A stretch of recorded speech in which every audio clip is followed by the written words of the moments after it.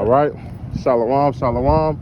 First and foremost, we're going to give all praise and glory to Yahweh, Ba'ashem, Yahweh Shah, Ba'ashem, Wakakadas. Double honor to the apostle of the great millstone that rule well. And salutation to the icons and it's true out the fork on the earth, in the city, live in the name of Yahweh, Ba'ashem, Yahweh Shah, and the few sisters that listen as well, man. It's Jim at Chicago Camp coming with another installment. This the brother Manakia. This is brother Asha. And like we always do, we do our spiritual sit downs, and we decided to do another walk and talk. We got a little run on, little walk on, and through the spirit, we just want to hop in the spirit, like, and you can't faint in the truth, man. You can't give up, because the scriptures say, let's get the Proverbs. Yeah. They say, in a day of adversity, you can't faint because your strength will be small. Let's get that. I think. Yep. 1 second. Yep. Grab it. Faint. I got Proverbs 24:10. We're going to get it right to it. It says, if thou faint in the day of adversity, thy strength is small. So giving up at the last end is not an option, man. Scriptures say that he that endured to the end, he must be saved. So how you gonna run? You run a race and then you just give up right at the end. Yeah. Who does that, man? Right. You can't do that. When we in the truth, we got to give it our all, man. We know the Lord on the way back. They say high times, wake out of sleep, because they know that the time is short. Yeah. That the Lord is near. Yeah. So, hey, knowing that the prophecy is unfolding, knowing that the Lord is on his way back, hey, to take us out this kingdom, Esau kingdom is crumbling. Hey, why give up? Yeah. This is when you pick up the pace. Yeah. This is when you sprint even harder, man. Right. Hey, people don't realize, man, we really at the end. Yeah. Ain't no giving up. Ain't no fainting. Right. Hey, and then on top of that, hey, I got a precept for you. God. It's 2 Corinthians. 2 Corinthians, verse 4, chapter 4, verse 4. Chapter 4, verse 1. It say, therefore, see, we have this ministry as we have received mercy. We faint not, man. So, hey, when we came in this truth, hey, you got to understand the Lord had mercy upon you. Yeah. Knowing that he took you out this lower state. We was niggas. Right. We was heathens. Yeah. And all of a sudden the Lord brought you and gave you this knowledge, hey, to show you how much you a king, a prince, man. And all of a sudden you want to give up on that? Right. We didn't have nothing in the world. Yeah. I don't go fuck, you have money, you have cars, you got a wife, you got kids, all those things mean nothing. Right. If you don't have the truth. Yes. Because, hey, the Lord is the one that's going to save us in that time, man. Yeah. The money ain't going to save you, your wife ain't save you, your kids ain't going to save you, not that job, man. Yeah. And all that shit going to get burnt up if they don't serve you how about Shemal Washad, man. That's So giving up is not an option. right. You got to stick with the Lord, man. It tell you in the book of Sirach. Strive to death. Yeah, you get that. Yeah. You get that, but I was thinking about another one. God. This Sirach 2 and It's in that same thing, I believe. No, it's 4:28. Go ahead. yeah. This Sirach 2 and verse 12. It say, woe be to the fearful hearted and the faint hands, and the sinner that go two ways, having double-minded. Don't know if you really want to be in the truth, or don't know if you don't want to be in the truth. Right. That's unstable, man. Yeah. You can't serve two masters. The Lord told you that. Either you're gonna serve Yahweh Shemal Washad, or you're gonna serve Mammon. And Mammon gonna get you killed. Yeah. Hey, Esau gonna get you killed. He's going down, man. Right. He's coming, Lord coming back with the sword to slay all of them people. Yeah. Man. So you don't want to be on that side, right? Right. But this the point, verse 13. Woe unto him that is faint-hearted, for he believed not, therefore shall he not be defended. Ooh. So you ain't gonna be defended in that day if you give up. Yeah.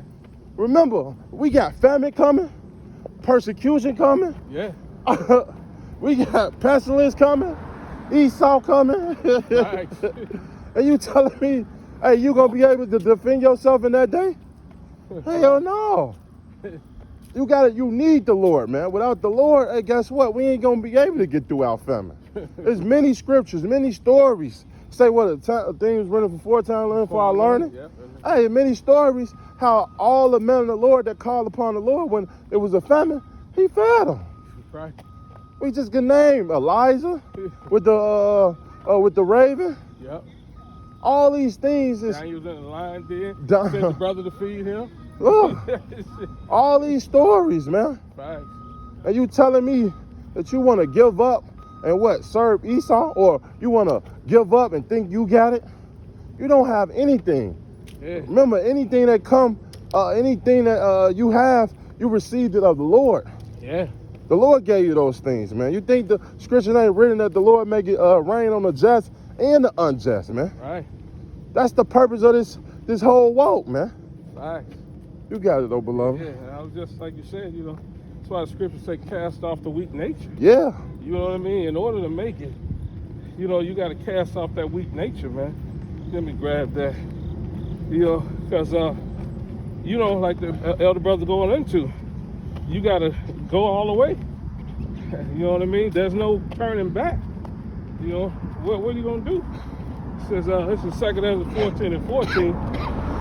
It says, I'm going to start at 13. It says, now therefore set thy house in order and reprove thy people, comfort such as them as be in trouble, and now renounce corruption, right? Get your shit together, tighten up, get your mind right. You're in the truth, the Lord has provided for you, so now you got to continue to bear down, stick to it. It says, let go from thee mortal thoughts, cast off the burdens of man, put off now that weak nature. And that's a part of how you gonna make it to the end. You can't be weak-minded. You know what I mean? So what shit ain't going your way? We got the crown waiting for us. So you gonna give up now that the Lord has shown you everything that's about to unfold? He gave you the blueprint. This is an open book test. The Lord has already said, I got the victory. All you gotta do is hold on. It says, set aside the thoughts that are most heavy up unto thee and haste to flee from these times. This is to keep your mind right while you're going through it. And like the elder brother went into earlier, he didn't do it to the end, as it shall be saved. That endure means suffering. Yeah. You got to suffer through this thing. Yeah, scripture saying the servant is not greater than the master. Yeah, Howard Shaw went through it. And you know what I mean? Got it, sitting on the right hand of the Father. You got to make it to the end too to get your crown. They do, these other people in the world doing it for a corruptible crown. We got an incorruptible crown. We got to maintain. Ain't no giving up, man. We in a final victory lap. Shit, the race is set before us, like the scripture said. You know what I mean? It says, run as one who run the race, loosely paraphrasing. Fight as one. No, don't fight as one who beateth the air. Yeah. You know what I mean? But let me grab that. Run it all, Yeah, 2 Corinthians 7. Yeah, run it all. That you might attain mercy. Exactly. Yeah. Yeah. You gotta run this race, man. Like you said, you don't run the race and then quit. Right, because you got to remember, it's not a sprint, man. It's a marathon. Right. You got to pace yourself. See so many brothers come to truth on fire, now all of a sudden they gas out. Right. That's why the Lord gave you that parable, man. Some man come in and get choked out by the cares of the world. Because guess what? Because some man come in here and can't let go of the world.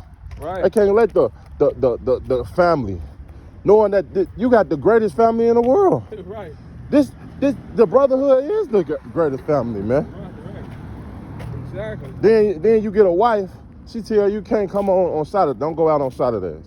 That's my time. Right. Don't go out on class. But you gotta let those things go. Yeah. Cause guess what? She can't save you. Exactly. You see what happened a lot, wife? Right. Her ass got turned to a pillar of salt.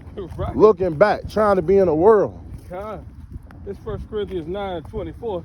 It says, know ye not that they which run in a race run all, but one receiveth the prize? So run that you may obtain. You got to do this work. You got to run. You got to finish this race. You know what I mean? Paul said, I have finished this course. Yep. You got to finish this course. You're not gonna get shit if you don't finish. And the killer part is, what's so beautiful about it is the Lord is gonna pull you through. You have no excuse. It says that every man that strives for the master is temperate in all things. Now they do it to obtain a corruptible crown, but we are incorruptible. I therefore so run, not as uncertainly. So I fight not as one that beateth the air, but I keep under my body, bring it into subjection, lest that by any means, when I have preached to others, I myself should be a castaway. So Paul understood. He's like, I'm not playing around, beating the air, shadow boxing. You in a real fight. This is war. And the first war starts in your mind, mentally. Yep. Are you prepared mentally to like the brother just said, to endure the long race? This is a long race. This ain't the short game. It's the long game. Facts. You got to be mentally prepared, go through obstacles, and endure and catch your breath, like the brother just said. Yeah. You know? I got something for you. It's Revelations 3 and verse 11. It say, behold, I come quickly, hold that fast which thou hast, that no man take thy crown, man. And when you go into that word, no man, it say, not anyone, not even yourself. Right. The brother said, hey, the first battle is your mind. Yeah. You got to conquer that mind, man. Yeah. The mind's going to, the Satan's going to kind of plague you, tell you not worthy. Yeah. Hey, that you ain't in the truth. Yeah. You ain't no man in the Lord, all those things. Yeah. But you got to be pushing and being worthy and follow the scriptures. That's right. Realize that the Lord is to come. If the Lord wouldn't bring you in this thing to take you out if you weren't worthy. Right. You your biggest critic, man. Yeah. Not going to class, not going to teaching the truth or doing your videos, man. These things the Lord is pleased with when you do it on a consistent basis, man. Yeah. And not going back into the world, man, because guess what? Going back in the world gets you killed. This is Sirach 26 and 28. It say, there be two things that grieve my heart, and the third making me angry. A man of war that suffer poverty, and a man of understanding is not set by, and one that return from righteousness to sin. The Lord prepares such one for the sword, man. So returning back into your old ways is not an option. Going back to that niggardry that you once just came out of, that filthiness, and now the Lord cleaned you up. Now you want to be back dirty. Right. We're returning back to the filth and the wickedness that made you miserable in the first place. Right. Now you finally got a clear mind. You understand what's going on. And you telling me you want to go back into being confused again? Right. Why make that make sense? Right. That's why giving up it's not an option, man. Yeah, scriptures that Sirach strive the truth to death, and the Lord will fight for thee. So, so that's where your mind is.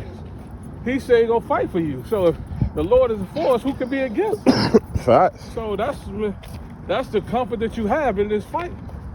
When it get too tough to handle, cast your cares on the Lord, because he cares for you. And he gonna pull you through. He said he gonna save you in 6 abominations 7. Shall no thing no evil touch you.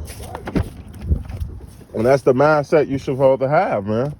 The Lord is the one that's gonna comfort us in that day. The Lord is the one that's giving us that holding us up, man. Facts. It's not you. It's the Lord, man. So you ain't got nothing else? That's just a quick lesson, straight to the point, man. Hey, with that, we gonna say call on Yahweh Ba'Shem Yahweh Shai Ba'Shem Kakadash. Double honor to the apostle of the great millstone that rule well, and salutation to the icons in this true out the four corner of the true city, live in the name of Yahweh Ba'Shem Yahweh Shai, and the very few sisters that lives in the well, man. So next time we gonna say Shalom, Kwan Yasharala, and Abba Babal.